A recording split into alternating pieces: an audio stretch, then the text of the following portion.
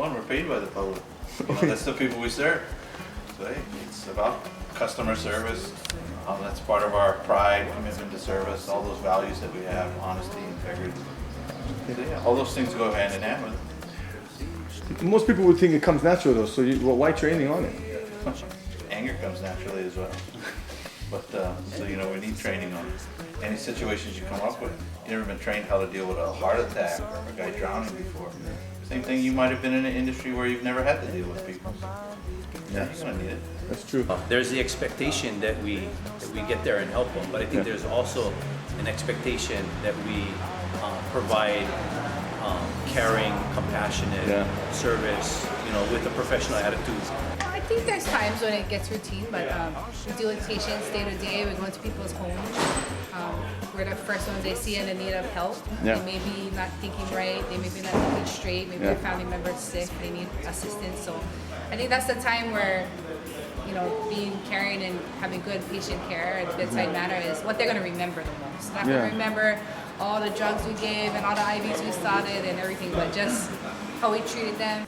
Everybody's cranky sometimes, I think, but you know, you're the face of the department, so when you're dealing with people in the public, that's not the time to do it. You know, you got to remain professional, even if the people are difficult or. You can be the best practitioner with the worst bedside care, and to the general public, you are the worst paramedic or EMT provider, and it can be vice versa. You can be incompetent but have the best bedside manner, and to the family, you are the best paramedic or EMT in the country.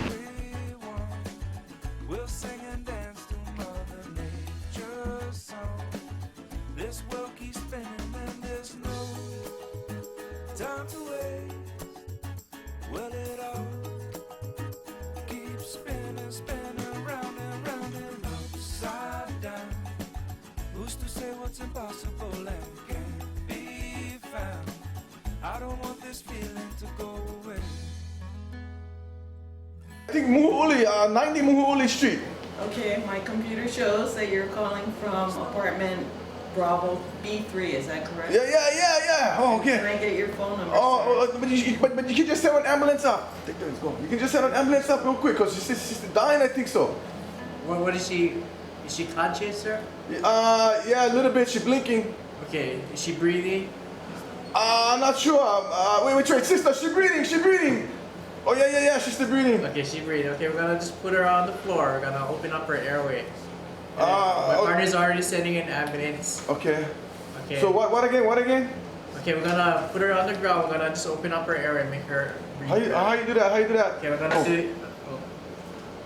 I want you to lay her flat on her back on the ground without any pillows. Okay. Kneel down next to her, look in her mouth for any food or vomit. Is there anything there? Okay, nothing. Okay, now put your hand on her forehead. Okay. Your other hand under her neck. Okay. Tilt her head back. Okay, go. Okay, is she breathing? Yeah. Is she breathing normally? Yeah, kinda. Okay, we're gonna keep her in that position until help arrives, so I'll stay on the phone with you. Okay.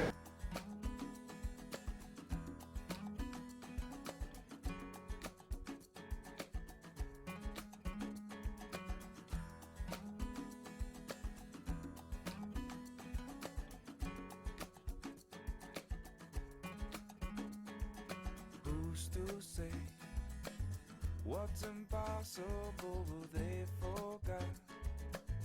This world keeps spinning and with each new day I can feel a change. Give me one example of one grouchy response and one example of one aloha response. Okay. I don't know, traffic accident, you respond to the scene, grouchy response. You give me the grouchy response, yeah. Lego hospital. You got Lego hospital, we take you. You go. Now you don't need us. You need us. Just catch on the ride. Okay. Get all the things we'll do. Turn the whole thing upside down. I'll find the things they say just can't be. Hi, my name is Vern. Are you hurting? How can I help you? You know, what is going on? Yeah. How can I help you? Yeah. Something simple like that, yeah. Simple, I think, Introduce versus- yourself, ask them Yeah. their name, and just make them feel like a person. I mean, we're here to do a job, Yeah. but I think you make that connection initially, it helps helps you run the call, it helps you get to the best result. Yeah. They have that connection versus, oh, what you like, why you call us? Gotcha. You know, just, hi, my name's Mel, I'm a paramedic, what's going on today? I like What's your that. name? Very good. I can't do everything, but I can try. And as I roll along, I begin.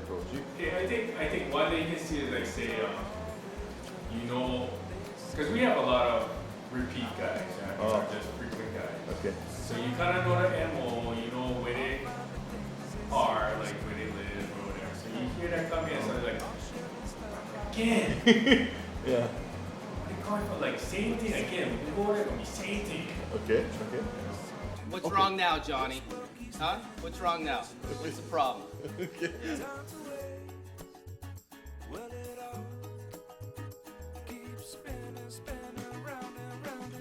A lot of repetitive callers, and it can wear on you at times, but just to remember that that's somebody's family member, and we live in a small community.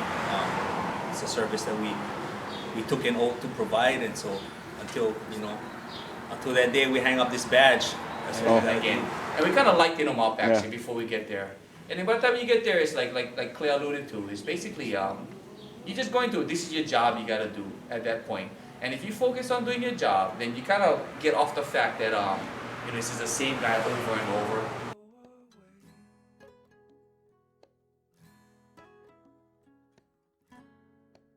Your response is the alarm comes in.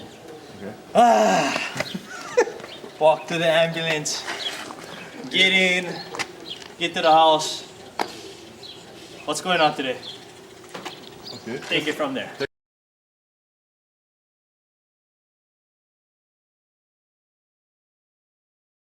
Response, alarm goes off.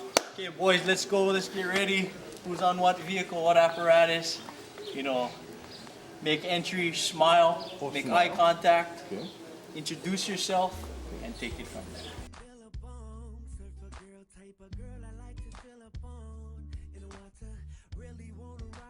Like, why you call us?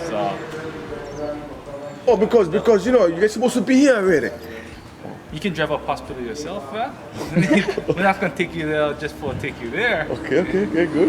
Okay. Calling the ambulance, all you did was stub your toe.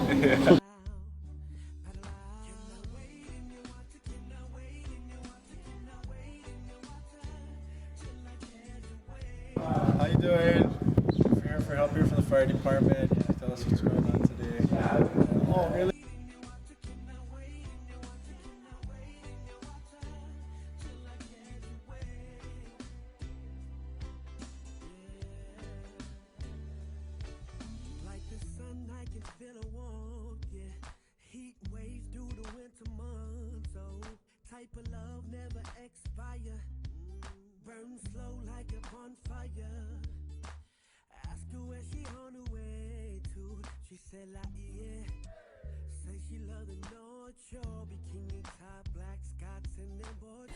I wish there was a way that we could deal with, how we're changing moods when that alarm comes on. Yeah. That tone just gets us all the time. Oh, okay. That tone gets you revved and you don't know what it is yet. There's nothing that replaces that one. Oh, from dead sleep. Dead sleep, and you feel your heart coming out of the chest sometimes. Some places, stations, it's louder. I think we do it by each other. If we're all working together, if we see one guy getting too excited, the other guy's gonna calm him down. If the other guys are not excited enough, the other guy's gonna tell him, hey, bring it up. So we kind of feed off each other and we see how it's going, and we can all help in our own ways to keep that constant, So that helps out plenty. Rather than just on yourself trying to do everything, we'll catch each other just back through that thing and make sure it stays on that lane. I say, just keep in mind that whatever they're calling you for, you didn't cause that situation. They're not calling you because of something you did. It's something going on with them, whether it's medical or domestic or alcohol or drugs or whatever it is. When we come, we're there to help. Even though they may not want our help, whatever situation they're in is not because of me. Oh, don't take a person. So yeah, whatever's going on with them, I didn't cause it. And whether they're mad or not, I'm like, you just gotta let it bounce off you because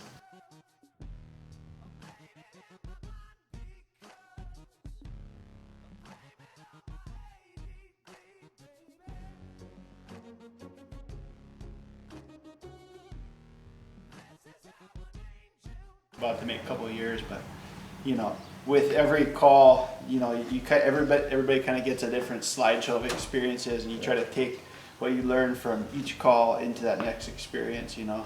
And I think, I mean, for me, sometimes you just gotta take a second and, you know, maybe a couple deep breaths and just, you know, look all around and, you know, gather the 360 view, you know, and then go, okay, I've seen this before, you know, but what can, you know, where have I done this before, you know. Look around, see what your partner is already doing, and go, okay, I can do this for my partner. And like you said, you know, you working in an orderly fashion. Somebody's taking the lead, going, you go here, and you know that kind of takes everyone back and takes control of the scene. So, yeah.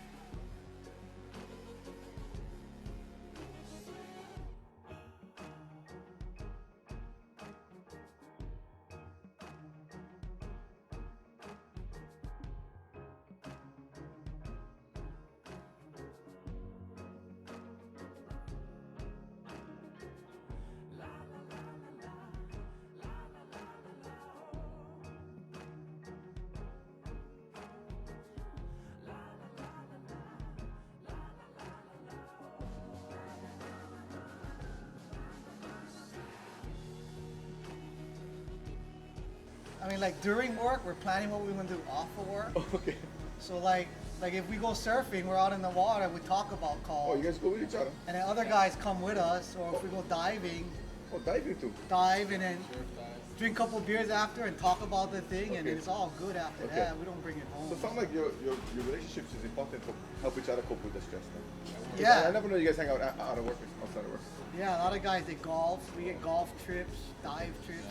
Having a good shift where everybody kind of gets That's along important. is really important. That is really, super especially important because if the shift doesn't get along, then the stress doesn't really get alleviated, and you get stressed on the call, and then when you're waiting for the call, you get stressed out dealing with the other stuff.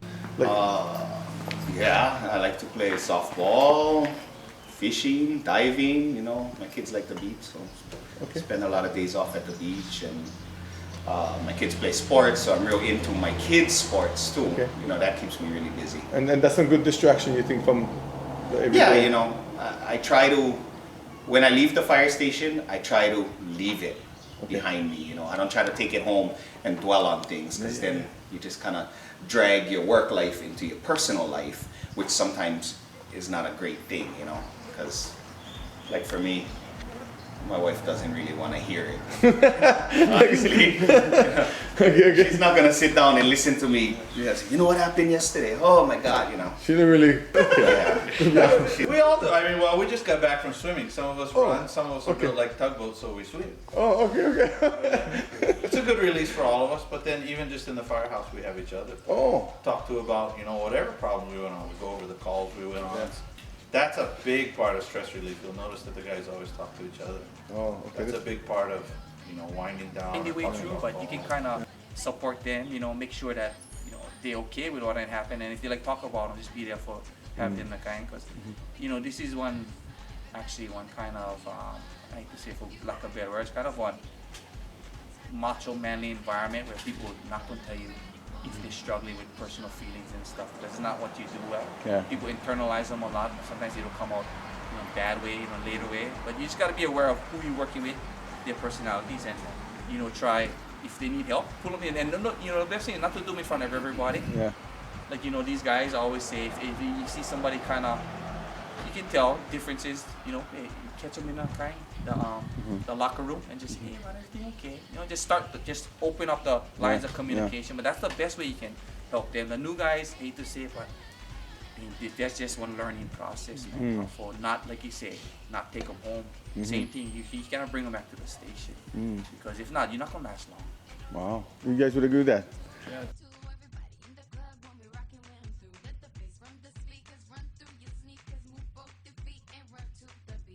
The last thing, stress.